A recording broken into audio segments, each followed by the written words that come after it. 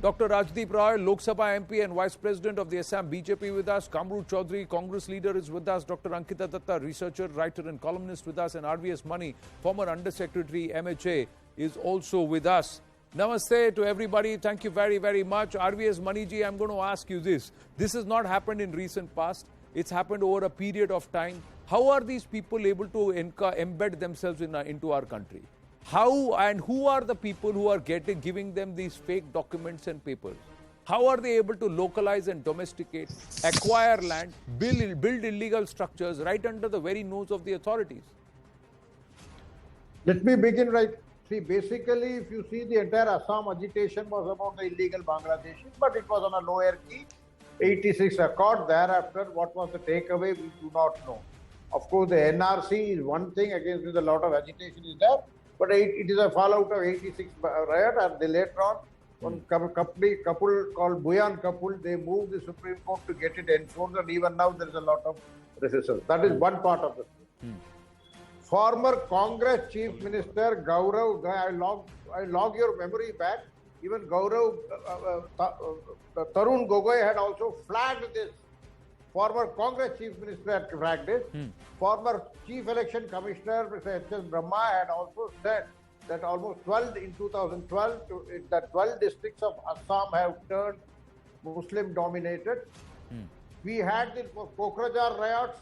Kokrajhar is under BTCA, Bodoland territory, autonomous territorial, but still there were a lot of Bangladeshis settled there, and that was the reason that triggered the riots in 2012 Kokrajhar. Now I come to this Kachar. Recently, last year, we had the Bangladeshi legal settlement settling in the Assam-Mizoram border, creating an interstate dispute and lot of issues, and it was mediated well. It is now only that Hemanta Biswa Sarwal, even last week also, he had done a crackdown. He is getting after them. It is a very welcome step, but lot needs to be done because it is a very, very easy exchange of things. So this has been happening for long. We are now taking the crackdown, and here also there is a lot of trying to giving it a communal color. It is not about communal color. It is about Northeast being an integral part of India. Why the peace between there had been a swap? In 2014 to 18, there a lot of infrastructure and development work had been done. The disaffection had been overcome in the Northeast. But again, there have been, after the surge of NRC, CAA, etc., some forces had started spreading disaffection among the Northeast. Prior to that also, India insurgent groups were supported, had their bases in Bangladesh, which were caught and which were brought to book. But now this is a new trend. Although it is simply an extension of a new way, but this type of madrasas coming, especially within the 5 kilometers of the Indo-Bangladesh border, on both sides, on the Bangladesh side, West Bengal side, as well as the Assam, Meghalaya, Tripura side. My point is, sir, no, it's not about rapid or rapid. How is it being allowed? Point is, one, if you are illegal, if you are coming without valid documents into our country, then you are an illegal citizen. If you are illegal, you declare yourself. We are not saying a lot of illegals are coming because they are running away or they are fleeing persecution there and they are coming here or they are looking at opportunity. Not all illegals are terrorists. Not all illegals are radicals. Let's say all of that, but they are illegals. If they are illegals, then they need to be accounted for. Secondly, this is the first time under Chief Minister Hemanta Biswa Sarma only, the real effective crackdown has really happened. Prior to that, it was still all a rhetoric. Crackdown will happen, Mr. Mani, only it's not just one madrasa. I don't even want to call it a madrasa. It's a terror factory. It's a radical factory, because otherwise everybody will say you are blaming all madrasas. No, I'm not saying that. I'm saying those that are supposed to impart education, if they are going to become a hub for radicals and terrorists, then that becomes a radical terror factory. Then breaking down one factory, bulldozing one, it's not going to stop there, because they may relocate somewhere else and the others will go somewhere else, and then they will all wisen up. It has to be run in such a way that it's systematic, that no illegal dares foot on our soil. Mr. Kamru Choudhary, where do you stand? Yeah. The fact is, this is endemic to Assam. There cannot be any politics about it. One clear first. I need to place out a disclaimer out here. I'm here not representing any political party, nor do I represent any particular community. I am here as a clean follower, as a close follower of the Assam geopolitical affairs. I can only say out here that law must take its own course. If this particular madrasa was involved in any anti-national activities, let the strictest law of the land be used against this particular individual. But then I see something different out here. You might agree, you might not agree. But then I see a lethal mix of regionalism, Hindutva and nationalism out here in play in Assam. Let me finish before you go over to your next panelist. Here what's happened, a particular madrasa was found to be involved in some anti-national activities. I do not deny this because it is under investigation. And as I said, let the law take its own course. But then you see the sequence of events over the last few months or few years that the BJP government is there in Assam. I seriously find that there is a stereotyping and demonizing of a particular community in Assam. Why do I say this? Just a few months ago, in Assam's Karimganj district, Pathargandi area, around 7,500 people were rendered homeless.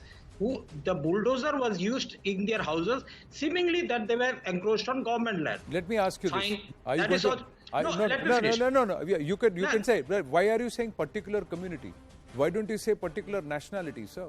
Why aren't you saying, is there a difference between indigenous Muslims or Indian Muslims and Bangladeshi Muslims? Yeah, I'm coming to that. Is there a difference or not? You have raised. No, you have raised a very good point. Is there a difference or not? Difference is not there. All Indians are Indians for the sake of being an Indian national. But then who created this difference? Which difference? Bangladeshis are Bangladeshis. Bangladeshis are Bangladeshis. Illegals are illegals. If that land was encroached upon, if the people were... Kamruji, my point is, don't... Just give me 30 more seconds. You please take your time. I am just asking a question. My point is, if there is encroachment and if any construction is illegal and if these people are living on a particular land or staying in a particular place which is illegal, it's illegal. If these are Bangladeshi nationals who are in India with furji papers, then they are again illegals and they should be cracked down upon. Okay. Neither Kamru has got the authority nor Anand has got the authority to decide whether a particular person whose house has been bulldozed is a Bangladeshi or an Indian. Who has got the authority? The government of India has got its the state government has. Sir, the state government. The state government has, because law and order is a state subject. So the state government has to decide if the encroachment is illegal and they will decide. So for you to then say why particular community, why didn't you say whether or not whether their antecedents were dubious, whether they were encroaching upon that particular land, whether there were locals in Assam who had complained against that encroachment and the fact that that place had been deliberately occupied? Why didn't you raise those issues? Why did you then say particular community? After 50, 60 years of these people living in a particular place, they become No, it is not about 50, 60 years. Sir, it is not about 50, 60 years. It is about those who have come in the last 8 to 10 years and who have got furji papers.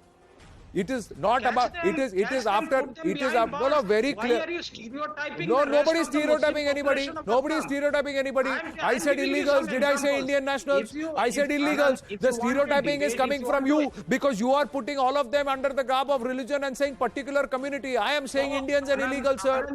I am very clearly saying Indians and illegals. This man is a Bangladeshi national. This man is, he was harboring Bangladeshis. He was harboring Bangladeshi terrorists. He was somebody who has built land there and who has got papers there. He was somebody who was engaging with Bangladeshi nationals. What is a Bangladeshi national illegally doing in my country? Is that an unfair question to ask, sir?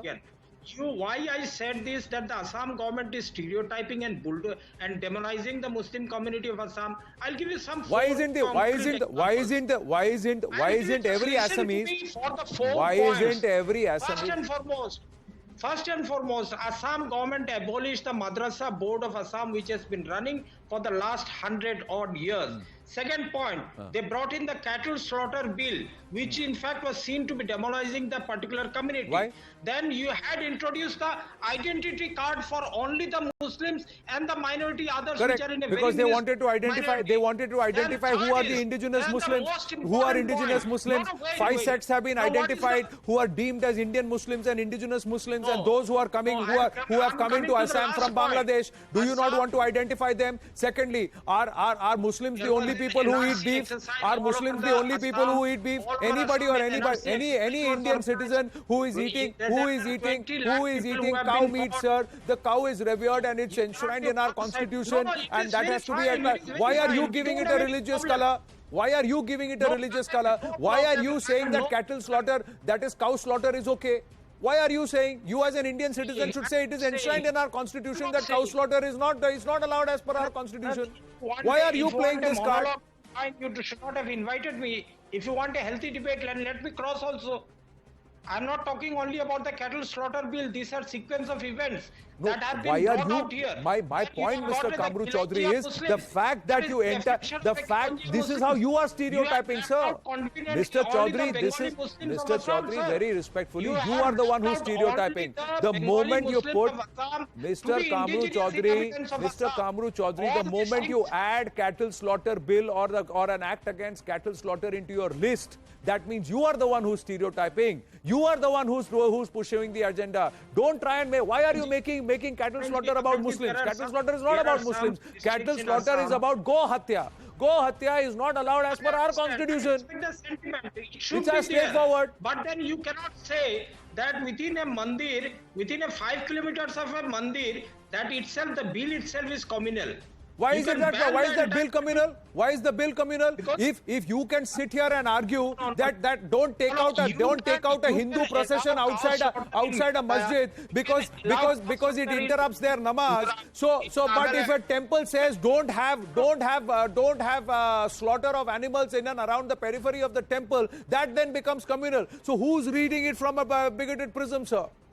How is then it's not equanimity? So when Hindus make a demand and the government exceeds, it's communal. But if non-Hindus make a demand and the government concedes, then that is what the government should do. Wow, fantastic argument. No, Anandji, that's exactly what you're saying, Mr. Choudhary. Now let me go across to Dr. Rajdeep Roy. Dr. Rajdeep Roy. So 10 seconds point. 10 seconds. Okay, please, 10 more seconds. Since I have interrupted you many times. Yes. Already had more than 10 minutes of this. Yeah, Rajdeep, I'm sorry, sir. I'm coming to you. Please wait. Yeah. He wants 10 more seconds. If you want to demonize a particular community, then you are the one who's demonizing. You are the one deliberately stereotyping. You are the one deliberately trying to draw parallels to what is supposed to be a law and order issue and how a state is supposed to be governed with equanimity, with no appeasement. Absolute governance, Mr. Choudhary. Your 10 seconds are up. Dr. Rajdeep.